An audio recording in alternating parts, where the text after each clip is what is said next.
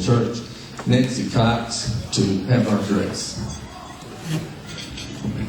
The Lord be with you. Gracious and holy God, we thank you for the many, many hands involved in preparing the food that we have this night. We thank you for this community gathered.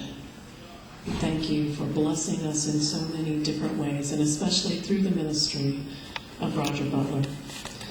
Bless us this night as we tell stories of how this community has lived and laughed together with Roger. Bless the food to the use of our bodies and ourselves to your continual service in Christ's name. Amen. Amen.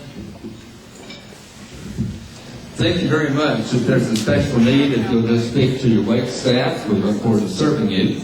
So we'll speak further after dinner. Thank you.